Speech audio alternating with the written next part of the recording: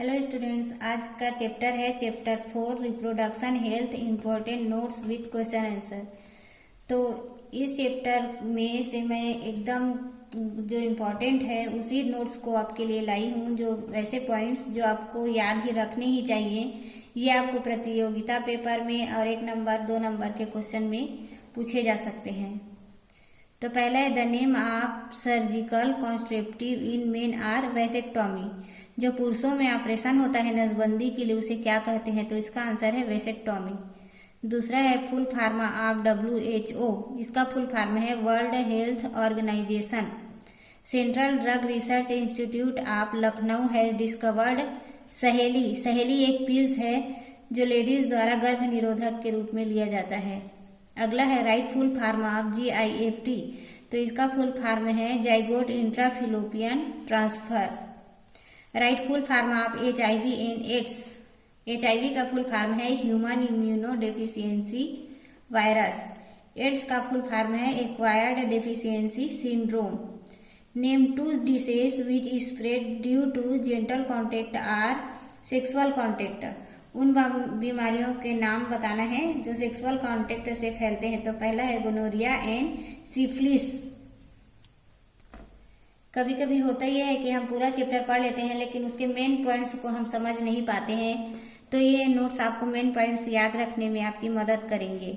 Legal age for marriage of men and women. For women it's 18 year and for male it's 21 year. ये तो आप समझ ही गए होंगे कि ये क्या कहना चाह रहा है। तो आगे देखते हैं full form of STD sexually transmitted disease. Name of oral contraceptive which is taken only once in a week. जो सप्ताह में एक बार गर्भ निरोधक गोली ली जाती है उसके बारे में कह रहे हैं। तो यह है Saheli. Family planning is now known as family welfare.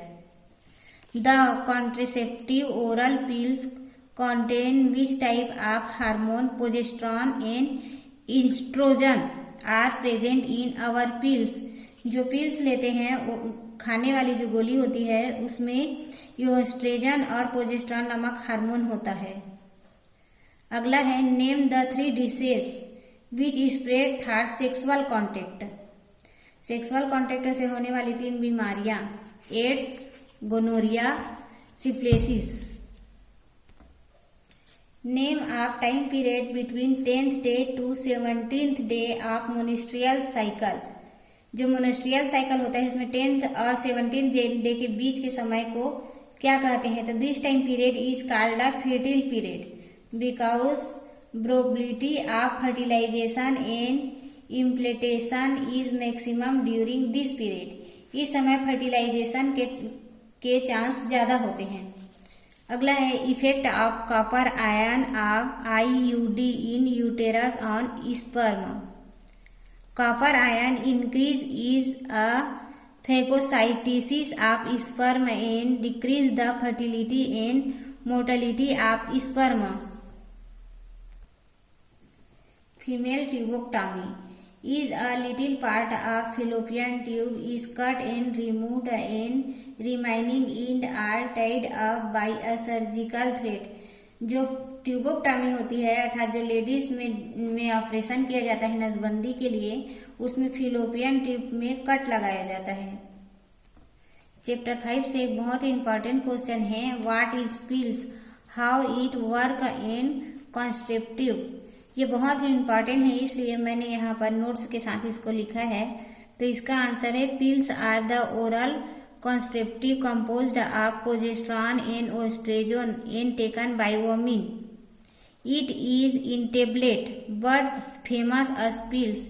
It should be taken for 21 days regularly and is started from 1st to 5th day of menstrual cycle.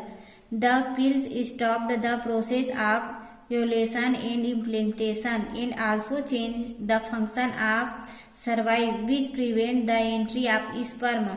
Pill is very effective and leaving less side effect। इसका मतलब ये है कि जो pills है वो side effect नहीं है उसका और उसको बहुत लंबे समय तक यूज किया जा सकता है। इसमें ओजेस्ट्रॉन और प्रोजेस्टेरोन नामक हार्मोन होता है जिसे 21 दिन तक लिया जाता है और ये बहुत ही इफेक्टिव होता है। अगला है control of population by planning. The most important method to check population is to describe birth rate. Birth rate को कैसे कंट्रोल किया जा सकता है? तो इसका पहला उदाहरण है एजुकेशन। एजुकेशन से अर्थात अच्छी शिक्षा से हम इसके बारे में समझ सकते हैं।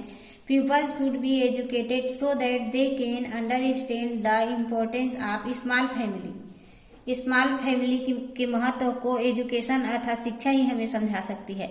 मैरिज एज, जो मैरिज की एज है उसे इंक्रीज करना चाहिए, मतलब कि बढ़ाना चाहिए। फैमिली प्लानिंग, फैमिली प्लानिंग के बारे में सबको ज्ञान होना चाहिए। Suggest some method to get child for infertile couple, some ART are follows. जो इसके बारे में कह रहे हैं कि जो औरत बांझ होती है, जिसका जो ट्यूब होता है वो काम नहीं करता, तो उसके लिए कौन कौन से तरीके हैं? तो पहला है टेस्ट ट्यूब बेबी, दूसरा है gamete intrafallopian transfer, artificial insemination which women whose husband has low sperm count get semen of donor male. ये कुछ तरीके हैं जिससे इनफिल्ड कपल भी बच्चे का लाभ उठा सकते हैं।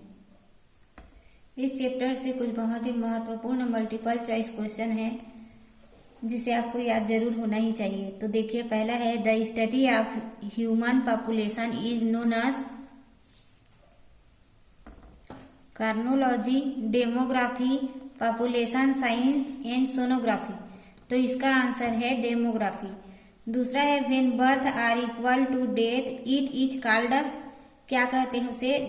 Plateau stage, exponential growth stage, early growth stage, acceleration stage. तो इसका आंसर है प्लेट्यू स्टेज। तीसरा, explosion of population in India is due to climate, limited education, increased natality, all of the above. तो इसका आंसर है D, all of the above.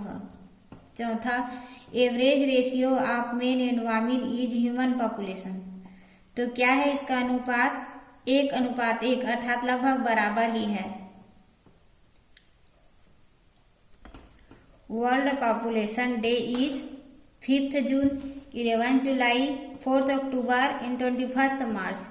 तो world population day 11 जुलाई को मनाया जाता है।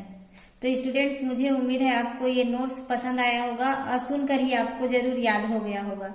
इसी तरह आगे और भी नोट्स देखने के लिए चैनल को सब्सक्राइब कीजिए और पसंद आए तो प्लीज लाइक कीजिएगा। Thank you.